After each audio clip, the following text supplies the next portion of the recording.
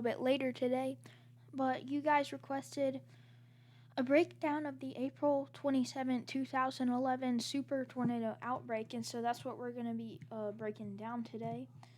Let me get this. Okay, there we go. Okay. So, our first parameter that we're going to be looking at is something quite interesting. So, we're going to look at the lower level if I can find it. Basic surface. Okay. If I can find the correct one. I think 850 millibars might be the correct one. Okay, so this is the lower levels of the atmosphere, and this is just the wind flow. And as you can see later on into the evening, this is from, let's see, 1, 2, 3, 4, 5, 6. Okay, so this is an overview of the past 6 hours from around 6 p.m., I think. Yeah, 6 p.m. Central Daylight Time on April 27, 2011, all the way back until like 1 p.m. Central Daylight Time or 12 p.m. Central Daylight Time. So this is just a loop from noon. So we can check out these boxes here. So we could just take a look at a single individual hour here. So we're just going to take a look at... I'm not exactly sure why it's not letting me check out this box here. Okay, so let me try to check out this box. I don't know why it won't let me, but anyways, so this is around 6 p.m. Central Daylight Time at the 850 millibar section. You can see we had some pretty strong southerly winds in the low levels of the jet stream. We also had a defined trough from a ridge in the west, trough in the east. Again, we kind of see this pattern quite often in the winter.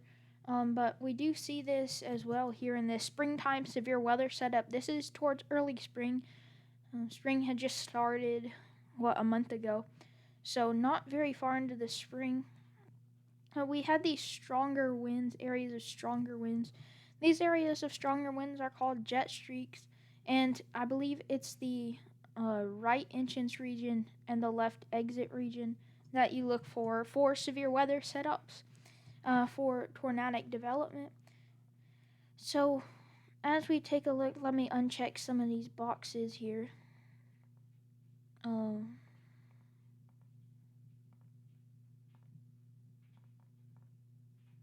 Okay, it still won't let me, but anyway, so taking a look at, maybe I might have to do it this way. I may have to do it this way where I check this one.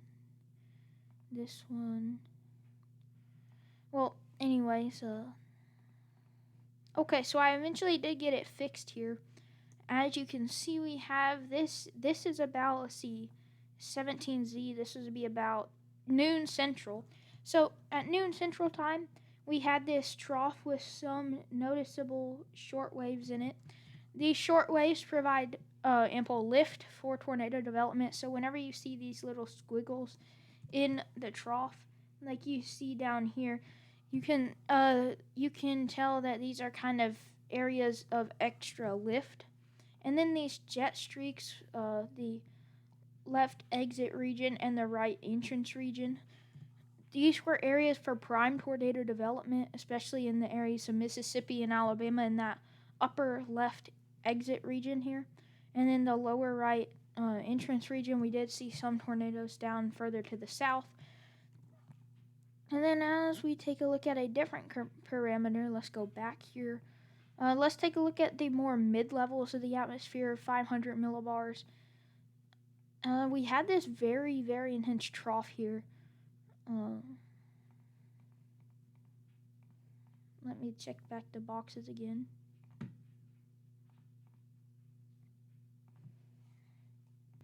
Okay, so again, this is about noon Central. As you can see, we had this nice negatively tilted trough. You could see the axis by basically drawing a line through the middle. This was a pretty big trough, which means it's slower moving. But as you can see, we had this, it was a little bit negatively tilted in nature. which is generally more favorable for severe weather than positively tilted. But you can see over down here in the southeast, we had this nice rounded base here. And then we have I believe the right entrance region and the left exit region here. And as we move on, you can see this is about, I think, 1 p.m. Central Daylight Time on the day of April 27th. We still have this trough moving through. Nothing too much major changing. So, anyways, this very strong mid-level wind. This is mid-level wind. So this very strong mid-level wind is is kind of conducive for tornadoes, especially in those exit and entrance regions that we found here. You can see some short waves taking place. You can see how it kind of bows out here in areas and then it kind of bends back. These are short waves which provide lift for storm development. And we did see these short waves play a factor on this day. So let's take a look at the upper level winds. We had an upper level trough as well. These kind of upper level troughs as well help with these kind of systems. And we did see this. We did see very favorable conditions for tornadoes. Excuse me. We did see very favorable conditions for tornadoes on this day. So this is taking a look at noon central on the upper levels. This upper level of trough really kind of helped with these short waves and all that in there. So the short waves, like I said, provide lift in this. And also another interesting thing is the southerly winds, even all the way up here. But at the surface, we saw southerly winds. So why did I mention pointing that out? The winds coming from the south. Well, that's because all this Gulf moisture here, when it's fed up into here, it can produce some pretty strong storms. The moisture, heat create energy for storm development, and the storms really feed and grow off of this moisture. So that's why in the southeast more so, we see the moisture source being the Gulf of Mexico. Even sometimes in the plains, we see that happening if the moisture makes it that far north. So, going back, let's look at if we can see. Okay. I'm taking a look at the cape here. So, it should be in one of these categories here. So, this is the most unstable cape. So we're going to take a look here at noon central about that time. Alrighty, so we see cape values. So this is pretty incredible here. We see cape values of up to 3,000, 4,000. Down here we even see cape values up into 5,000, but of course that's more off the Gulf though. So onshore we see like 4,000, 3,000, 2,000, which is not too uncommon with springtime severe weather setups. However, 4,000 is considered extreme, and you can really see that cold front boundary here. And the warm sector, we had a very broad warm sector on this day, obviously pretty far north. And then we had the cold sector behind it that didn't really offer much instability. So here, this is pretty interesting to see, as we did have this westerly flow in the, let's see, this is the effective Wiltshire. Some of it is the effective Wiltshire, some of it is the Cape. I'm not exactly sure what level they're taking these winds from, but you can kind of see the general pattern of the trough winds coming down from the west and going up towards the northeast. So the trough was kind of like this. That was the wind pattern. Obviously, it was a little more west than that. I was just showing the general pattern. So let's take a look at the 6 p.m. setup. By 6 p.m., we had, you see this pretty intense front here. We had CAPE values of up to 4,000 in some areas, and we had CAPE values of up to 3,000 here. So CAPE, like I mentioned before, is just the measure of energy in the atmosphere. It stands for convective available potential energy, which is just the amount of energy for storms to develop. Generally, around 1,000 is necessary for tornado development. 4,000 is pretty extreme and can have some pretty extreme tornadoes form under those conditions. As we can see, if we look at the significant tornado parameter, I'm not exactly sure which one I should use, honestly. This is a fixed layer, I think. So we had significant tornado parameters. I want to show you this last slide here. It's at 11, up to 11. You can see this bullseye we had over Mississippi and Alabama. And then even values in the maroon colors and red colors are pretty extreme. 5 to 8 is pretty extreme. 11 is really a lot. That's like a lot. Significant tornado parameter is more of just like taking factors and putting them together on how likely EF2 or more is how likely EF2 or more is. And if we take a look at the supercell composite parameter, this is how likely supercells are. And if we take a look at this is 6 p.m., 36 is a very exceptional value. This is not common at all. At least I've never seen anything like this. In a general springtime setup, I don't really know that I've ever seen anything like this. Generally, values of up to 8 are pretty extreme. 36 is a lot. It's a lot. We did see a lot of supercells that day. We saw probably at least 50 to 100, I would say. At least 50 to 100 supercells. Could be more. Pretty exceptional here. If we take a look at, let's see, which one? I'm gonna try to find the like radar or whatever, the reflectivity. Yeah, base reflectivity. Okay. Let's start at around, I'm gonna say 12 a.m.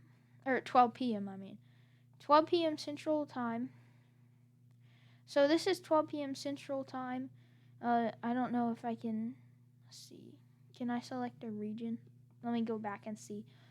I'm not exactly sure if I can select a region here.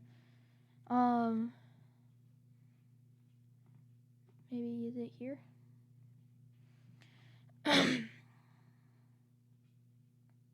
Yeah, I think I can. Okay, yeah, it's here. Yeah, this is how I do it. This is how. Okay.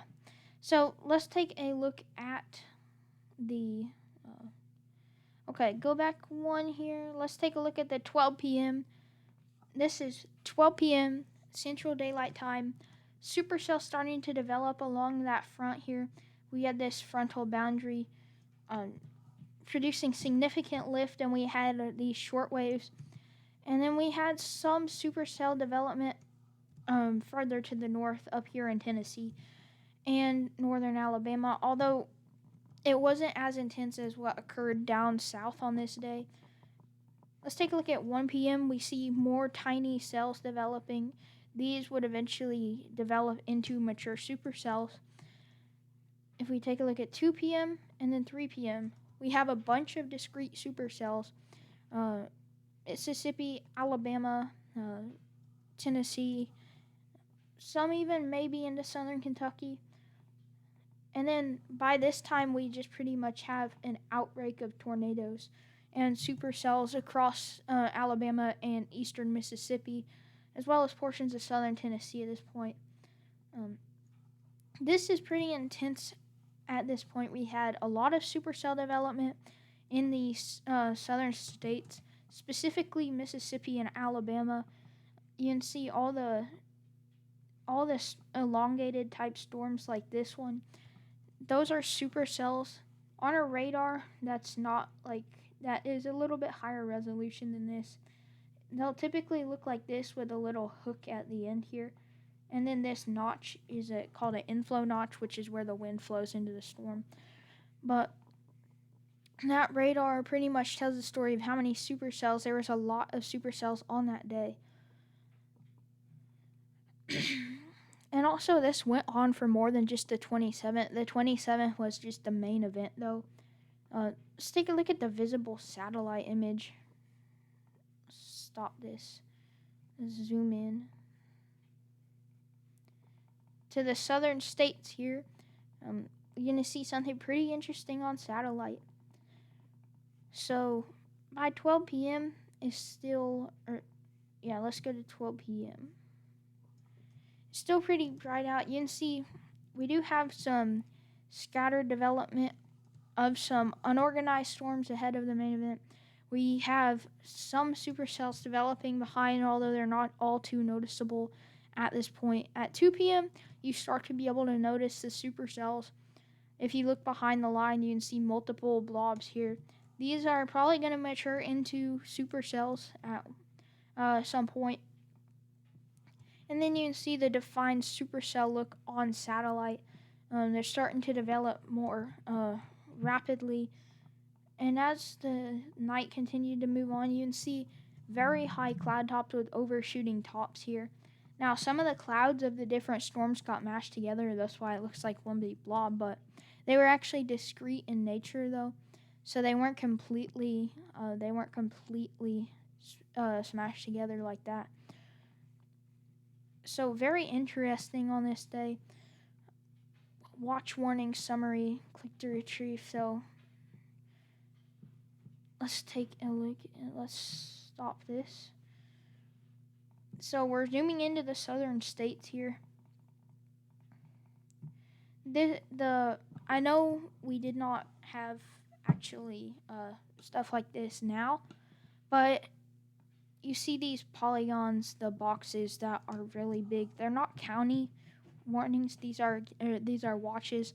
I know we don't have watches like this now. We have them by county now, but they used to just be these slanted boxes like that. So that's what those are. These are tornado watches. And then we had some county warnings. We had county warning system back then, I do believe. We also had a high risk of severe weather on this day for the South. So, moving on, I believe the red counties are tornado warnings, if I'm correct. We had quite a few tornado warnings. I believe there was over 100 tornadoes touched down in the span of 3 days, 26th to the 28th. So that was, but the 27th was the main event, and let's take a look at the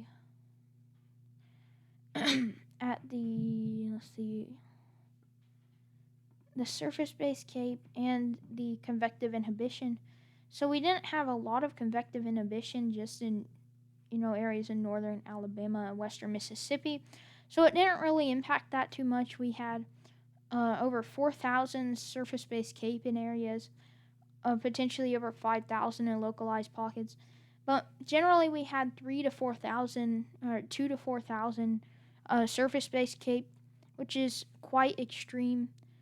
So, anyways, that will do it for today's video. Thank you for watching this video. You should check out EpicPen. You can get the free version or just for $2 a month. But, by the way, EpicPen has nothing to do with the National Weather Service. I just wanted to make that clear. But you should check out EpicPen Pro. You get more stuff, and it's pretty easy to use. So thank you for watching today's video, and I will see you in the next video. Bye.